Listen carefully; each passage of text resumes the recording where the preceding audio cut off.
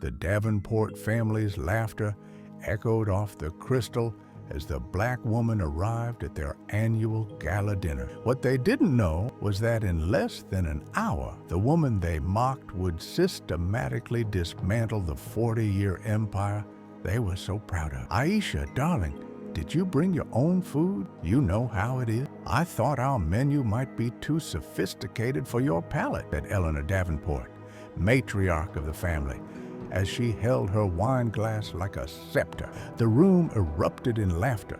"Before we continue, tell us where in the world you are watching from. Drop it in the comments below.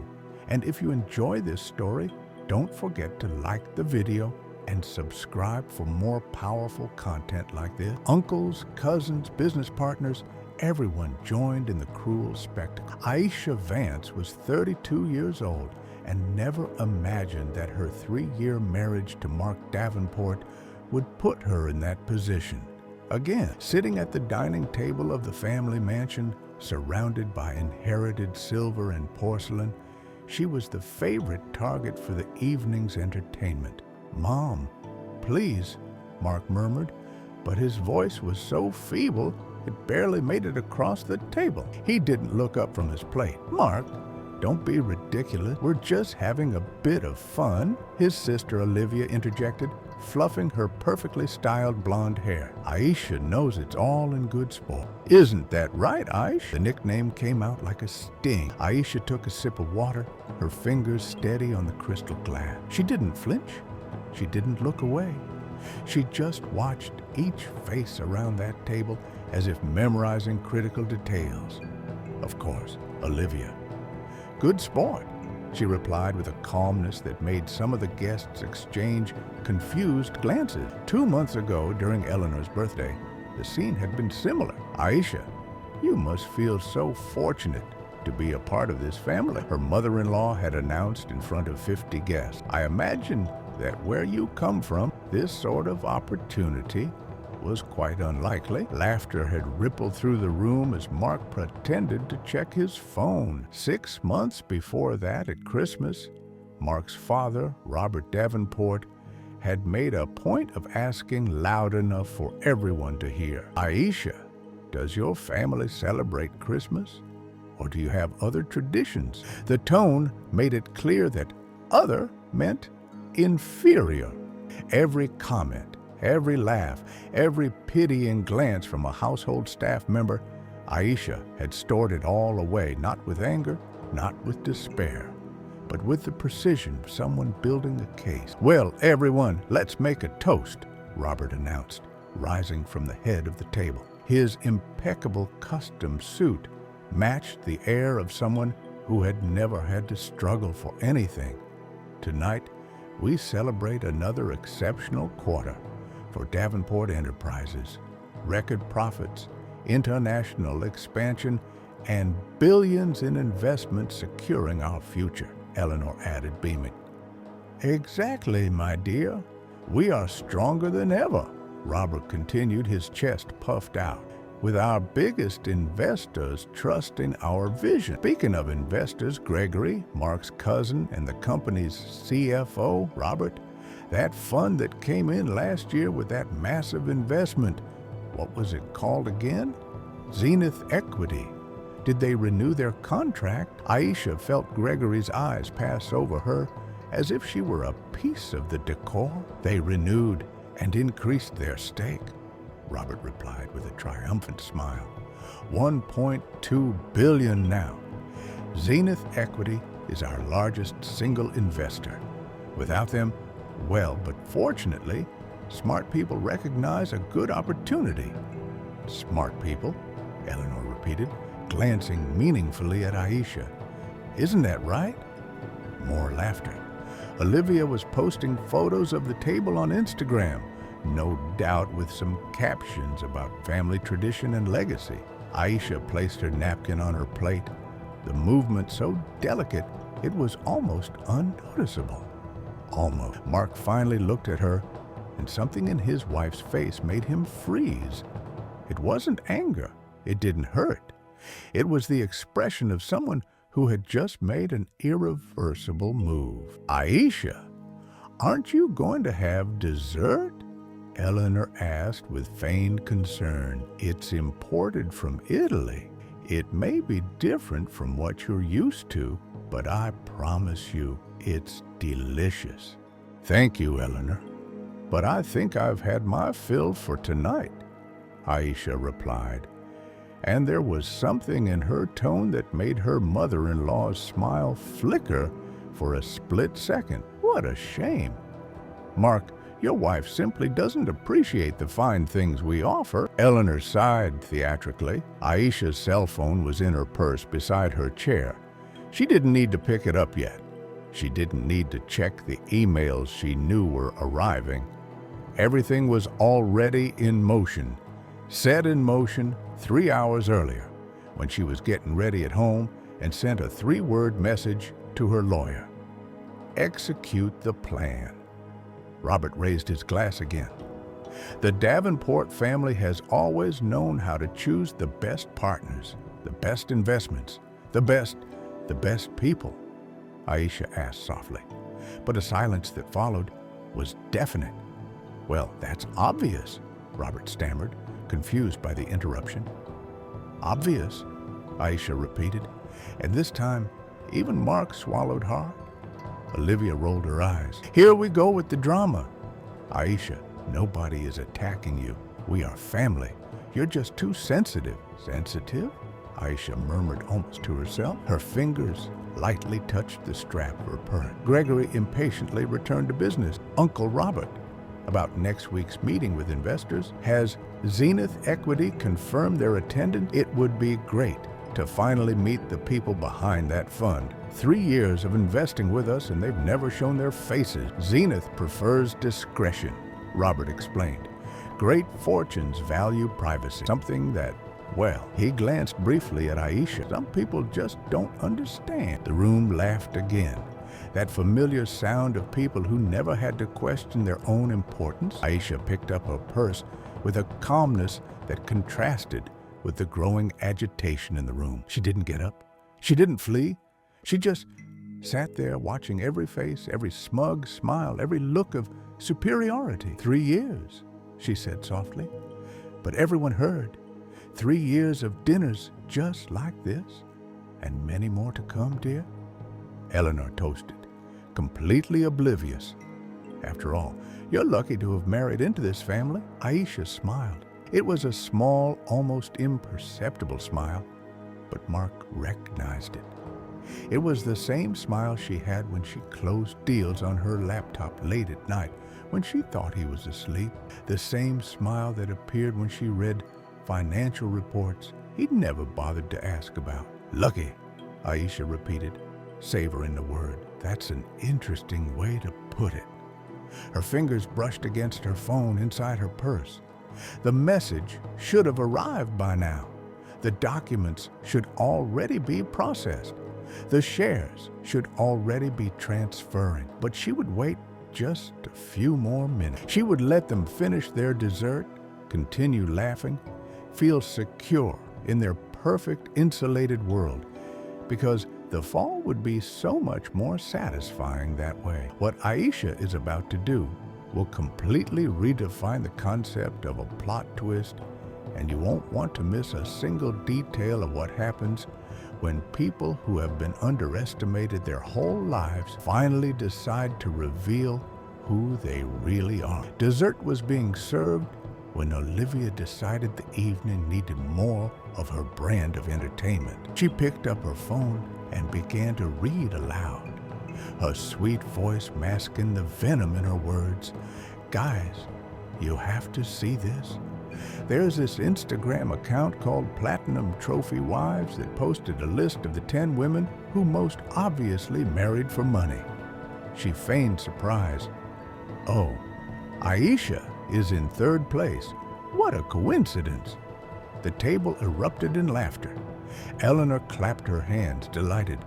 Let me see that, Olivia. Pass it here. Aisha continued drinking her water, but her fingers gripped the glass tightly enough to turn her knuckles white. 3 years of marriage, 1,095 days of comments just like this. She had counted every single one. "Aisha, darling, aren't you going to defend yourself?"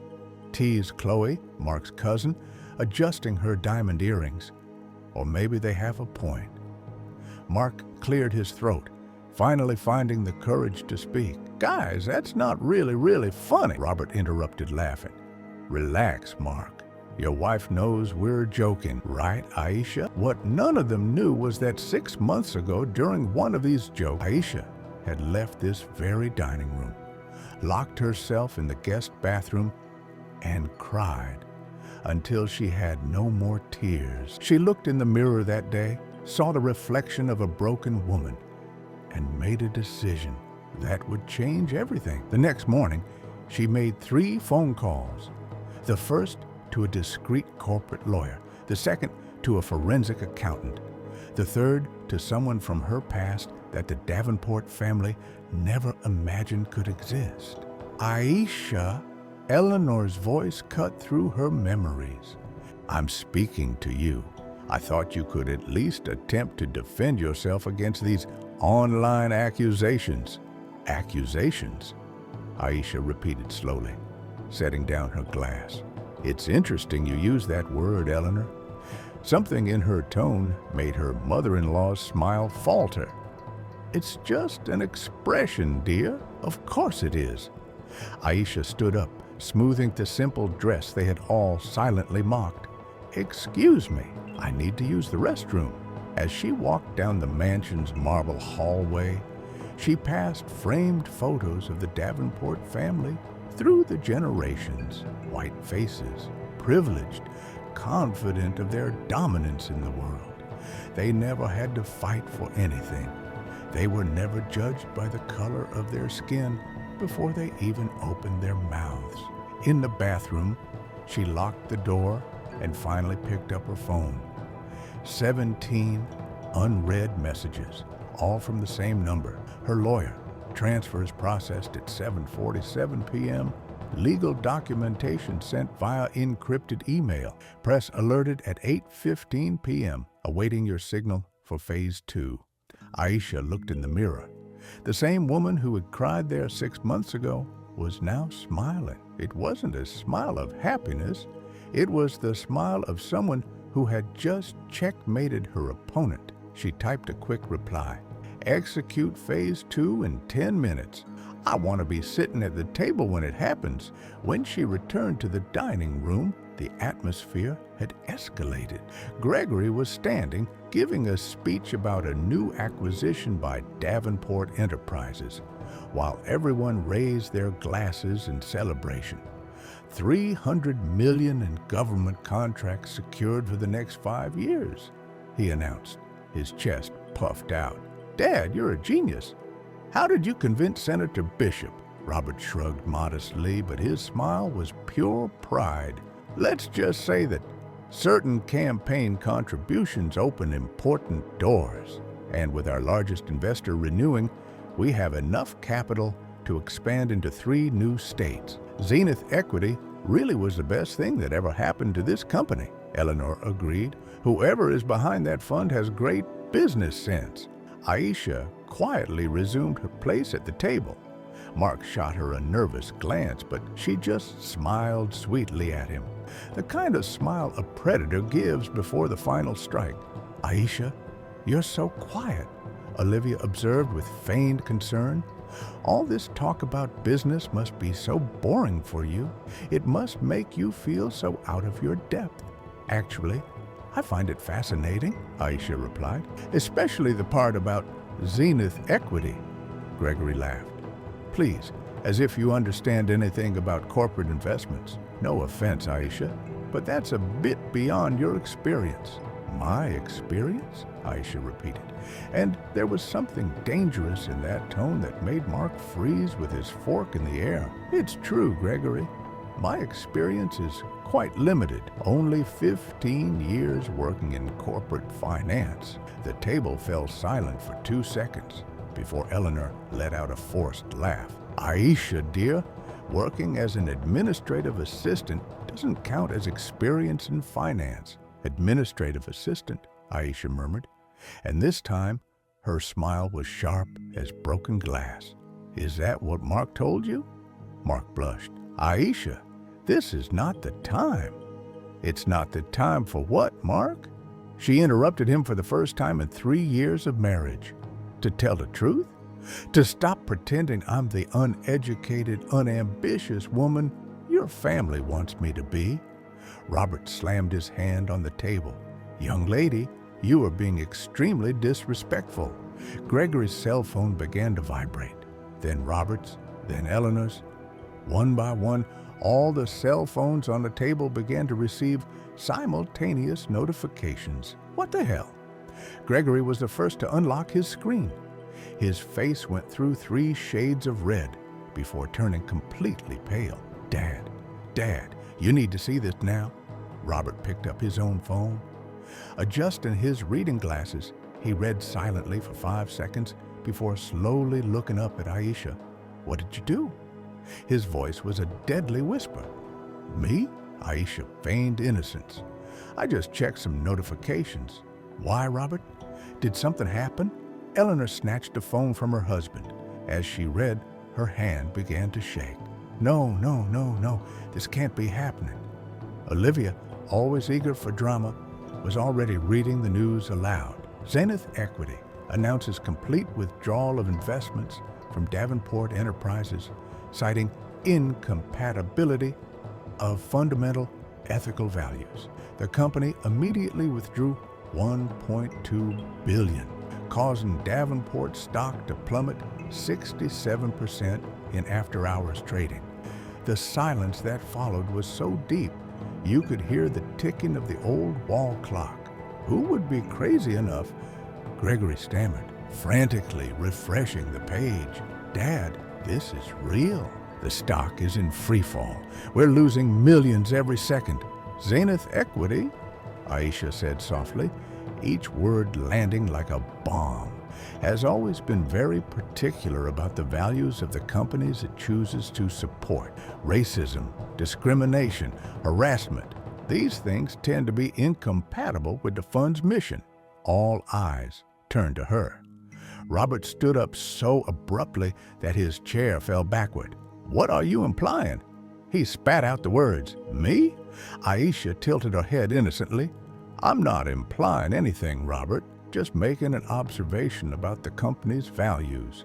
You know, the company that just pulled over $1 billion out of your business." Mark finally found his voice, which came out as a strangled hiss. "Aisha, what do you know about this?"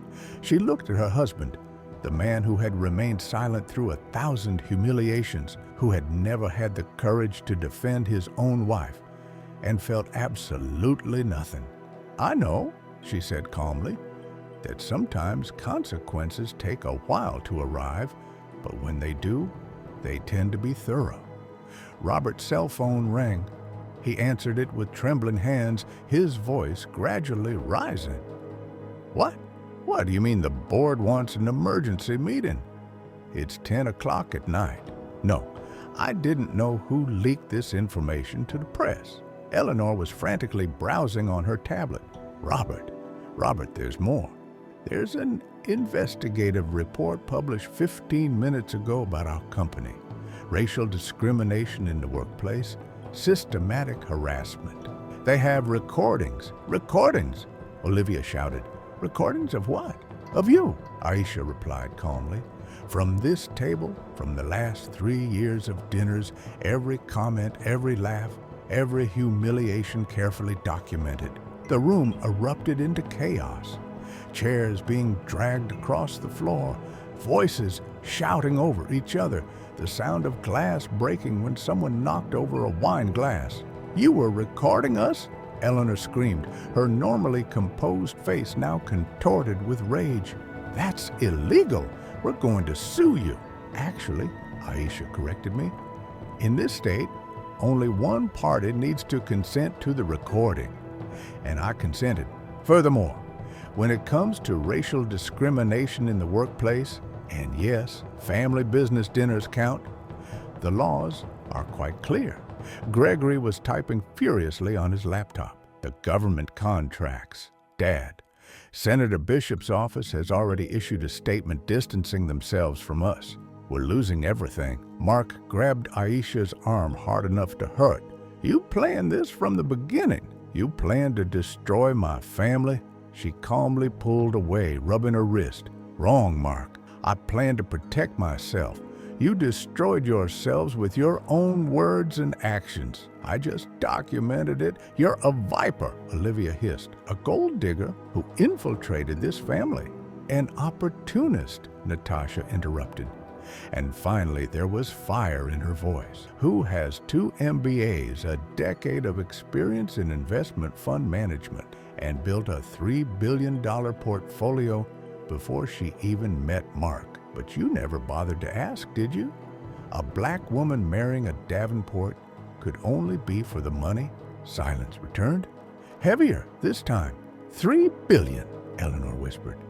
Aisha stood up, grabbing her purse. Zenith Equity isn't just my biggest investment in Davenport Enterprises. Zenith Equity is my fund. I founded it 8 years ago using my grandfather's name. And tonight, I decided you are no longer worthy of my money. Robert staggered, leaning on the table. You are the owner of the fund that kept your empire afloat. Yes. Aisha checked the time on her simple watch, a gift from her grandmother, not a designer accessory, and in about 2 minutes, the second phase of my withdrawal will be processed. That will include the liquidation of all Davenport shares that Zenith indirectly holds through partner funds. I estimate you will lose another $800 million. You can't do that, Gregory shouted. We will fight you in court until what? Aisha interrupted him. Until my lawyers, who are considerably better than yours, present 3 years of documented evidence of racial discrimination, until the recordings are played in open court, until every investor, every customer, every business partner sees exactly what kind of people you are. Eleanor sank into her chair, reality finally crashing down. You were waiting for this. All this time, every dinner, every comment, you were baiting us into hanging ourselves. I was giving you an escape route, Aisha corrected. You chose to make this a trap for yourselves. Mark looked at her with what might have been respect for the first time in 3 years. Or maybe it was just a shock. Who are you, really? Aisha considered the question. Someone you should have defended, someone your family should have respected, but most of all, someone you drastically underestimated. She walked toward the door, her footsteps echoing in the stunned silence. At the exit, she turned one last time. Oh, and for the record, this dress you all mock so much tonight, it costs $150 at a department store. You know why? Because I don't need to wear designer labels to prove my worth. Unlike you, who apparently need $1.2 billion of my money to maintain your delusions of grandeur. The door closed behind her with a soft click, leaving complete chaos in its wake. And as Aisha descended the steps of the Davenport mansion for the last time, her cell phone vibrated with a message from her lawyer. Phase 2, complete. Phase 3, ready for execution at your command. The press is having a field day. You've just become the #1 trending topic nationally. Aisha didn't smile. She felt no triumph, only a deep, quiet relief. Finally, after 3 years of keeping secrets and swallowing humiliation, she was free. But what would happen next? And what other surprises she had up her sleeve were still mysteries that would make the Davenports wish they had never underestimated the uneducated black woman they had mocked so many times. Because if they thought losing $1.2 billion was devastating, they could hardly imagine what she had prepared for Phase 3. Aisha drove for 20 minutes in silence to a discreet office in the financial district. Julian Miles, her lawyer and silent partner for 8 years, was waiting with an unopened bottle of wine.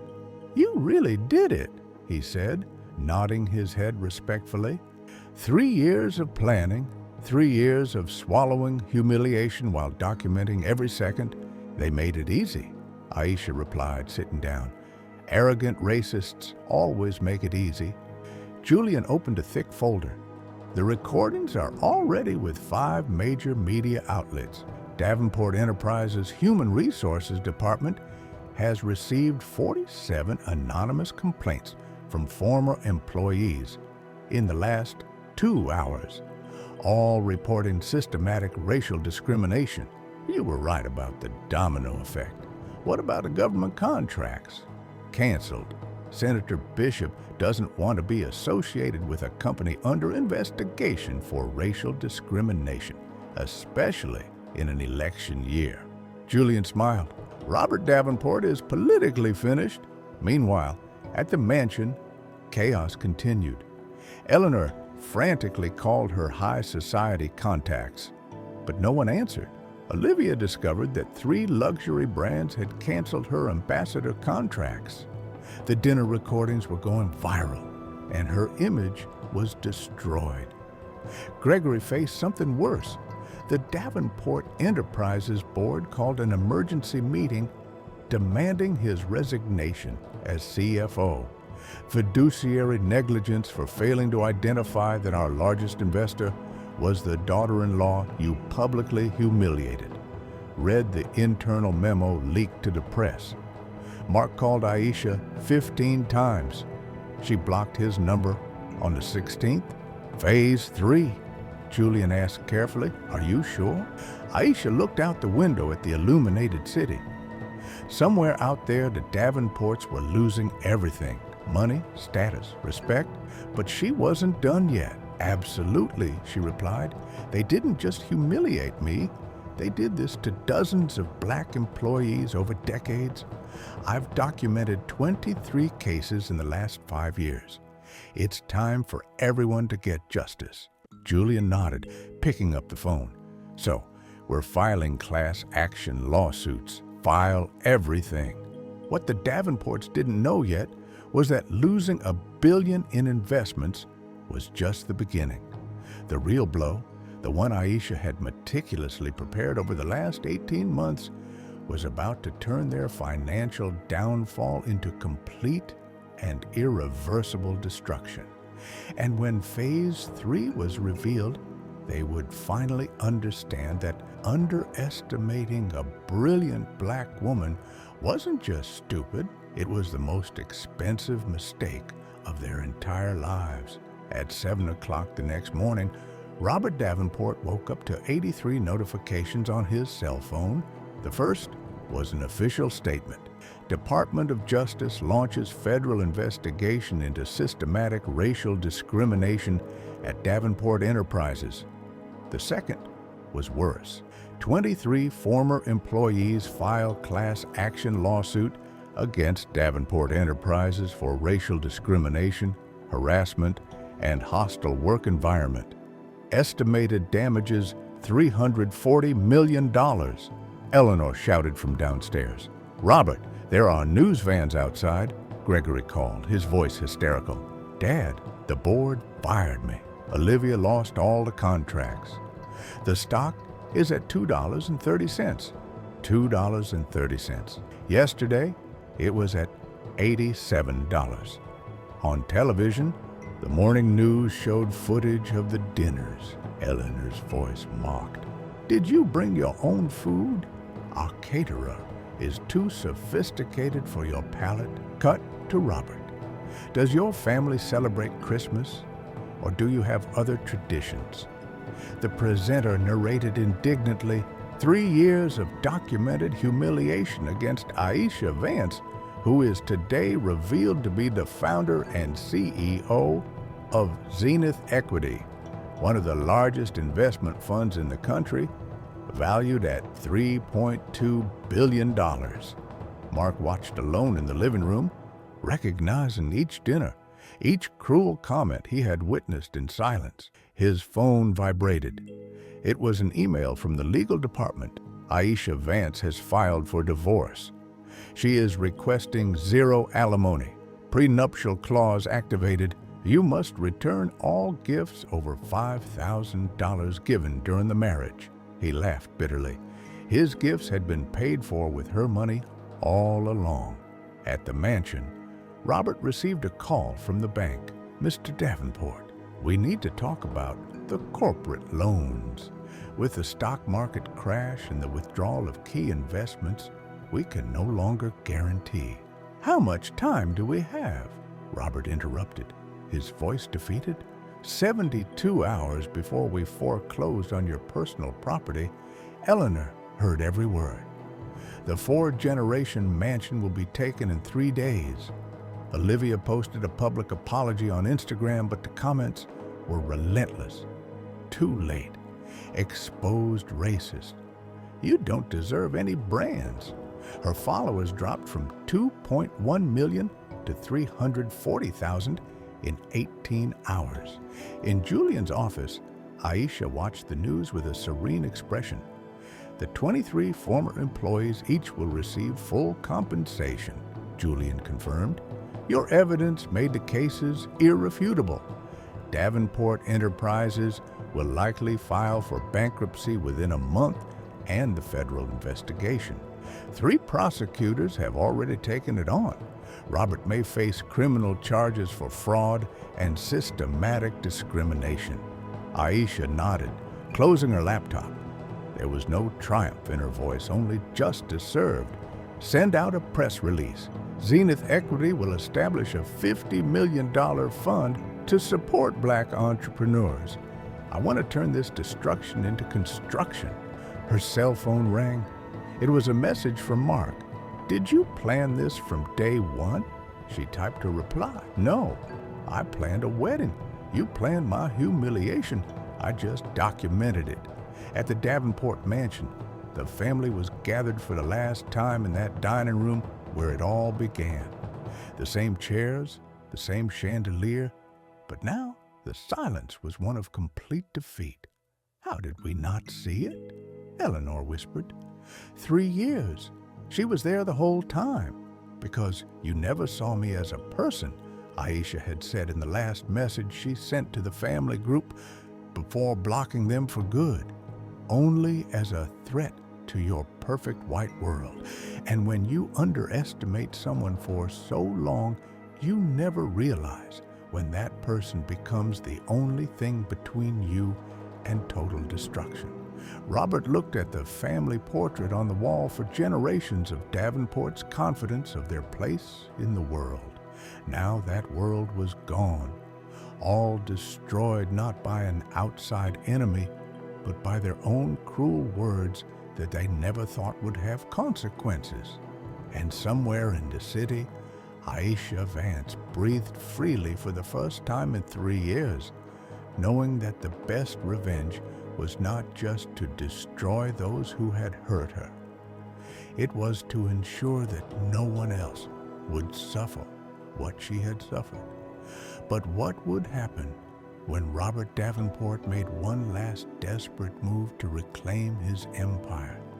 And would Aisha finally find the peace she had been searching for? Or would the weight of her revenge take a toll she wasn't prepared to pay? 6 months later, Aisha was on the cover of Forbes, the CEO who turned humiliation into a $4 billion empire. The article detailed not only her history with the Davenports, but how Zenith Equity had become a benchmark in ethical investing.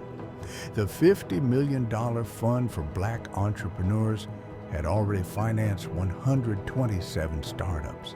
3 of them were worth more than $100 million each. The Davenports, on the other hand, lived with permanent consequences. The mansion was auctioned off for 1/3 of its value. Robert faced 3 federal criminal charges. Eleanor was banned from all the social clubs she had attended for 40 years. No one wanted to be associated with documented racists. Olivia worked as a freelance consultant, earning in a month what she used to spend on shoes. Gregory was never able to find another job in finance. His name was synonymous with corporate negligence.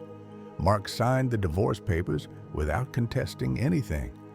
On the last page, Aisha had written only, "You could have chosen to defend me. You chose silence.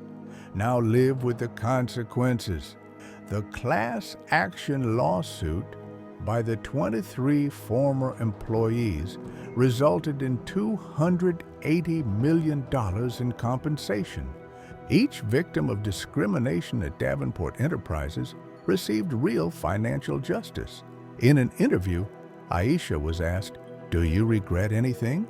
"Yes," she replied calmly, "that I waited 3 years.